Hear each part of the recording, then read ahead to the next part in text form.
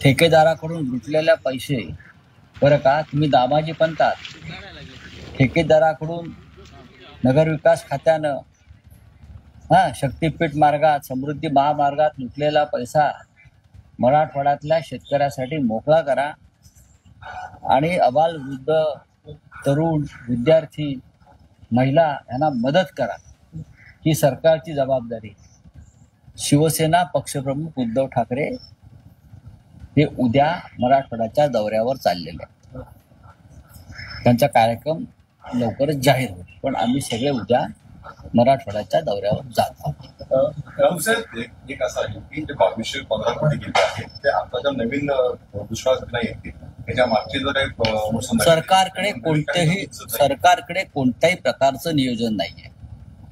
या आधी सुद्धा जो दुष्काळ आला, अवकाळी पाऊस आला, त्या संदर्भात जी आश्वासनं दिली ती अद्याप पूर्ण झालेली नाही.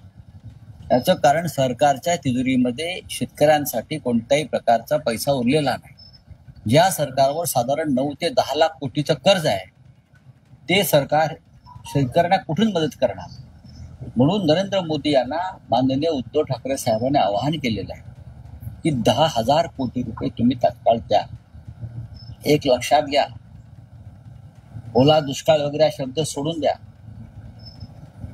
हा आघात साधा नाही, फक्त पिकं नाही वाहून गेले, शेत, माती, जमिनी वाहून गेल्या.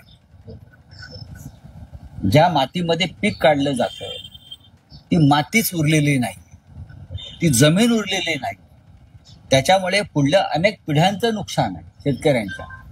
मराठवाडा शेतीच्या दृष्टीनं पूर्णपणे उद्ध्वस्त झालेला आहे. हे या सरकारच्या लक्षात आलंय का? जे आपल्या दाढीचे फोटो बरं का पिशव्यांवर छापून मदत वाटतायत किंवा प्रचार करतायत, त्यांना हे कळलंय का की किती मोठं गंभीर नुकसान झालेलं आहे? काय ही मतं मागण्याची किंवा प्रचार करण्याची वेळ नाही आहे. त्यांना समजायला पाहिजे सगळ्यांना. हे भाजपलाही समजायला पाहिजे, हे मिंदे गटाला समजायला पाहिजे, आणि जे कोणी करू इच्छितात त्यांनाही हे समजायला पाहिजे. हे अत्यंत संवेदनशील असं काम आहे आणि धक्कादायक असा विषय तिथे झालेला नाही. राऊसाहेब, महाराष्ट्रात एक विचित्र परिस्थिती तुम्हालाही पाहायला मिळते का? एकीकडे अतिवृष्टी आहे, शेतकरी संकटात आहे, मंत्री, पालकमंत्री शेतकऱ्यांच्या बांधावर जात आहेत, तिकडची परिस्थिती जाणून घेत आहे. पण असं असताना आज राज्याला कुठल्याही सभागृहात विरोधी पक्ष नेता नाही. जो विरोधी पक्ष नेता शेतकऱ्यांची किंवा जनतेची संकट काळात आवाज बनून सरकारपुढे मुद्दे मांडण्याचा प्रयत्न, हा अत्यंत महत्वाचा प्रश्न आहे. अशा वेळेला महाराष्ट्रात विधिमंडळाच्या 2ही सभागृहामध्ये या सरकारने विरोधी पक्षनेता ठेवला नाही, विधानसभेत देत नाही आणि विधान परिषदेत सुद्धा नेमू दिला नाही का? अशा वेळेत, अशा संकट समयी सरकारला मार्गदर्शन करण्याचं काम, जनतेचा आवाज म्हणून विरोधी पक्षाचा नेता जो असतो तो आवाज उठवत असतो आणि त्यातून सरकारला दिशा मिळते.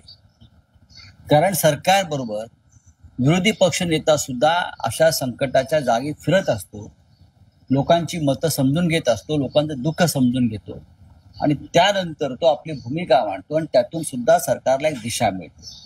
पण या राज्याचे मुख्यमंत्री देवेंद्र फडणवीस, या देशाचे पंतप्रधान नरेंद्र मोदी आणि या राज्याचे गृहमंत्री अमित शहा, या तिघांनी लोकशाही विरुद्ध कट केले, कारस्थान केलंय आणि या तिघांनी महाराष्ट्राच्या जनतेविरुद्ध सुद्धा कारस्थान केलेलं आहे आणि या तिघांनी संपूर्ण राज्याच्या विरुद्ध आमच्या कारस्थान केलं. विरोधी पक्षनेतेपद नसणं विधिमंडळाच्या 2ही सभागृहात हा या राज्याच्या जनतेचा जो आक्रोश आहे तो दडपण्याचा प्रयत्न आहे.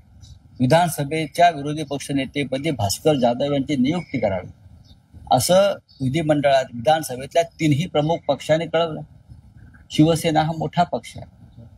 विधान परिषदेमध्ये सुद्धा अंबादास दानवे निवृत्त झाल्यावर त्या पदावरून काँग्रेसच्या नेतृत्वानं सगळ्यांच्या संमतीने एक नाव कळवलेलं आहे. मला वाटतं सतेज पाटील यांचं नाव, त्यांनाही नेमलं जात नाही. याचा अर्थ काय समजायचा?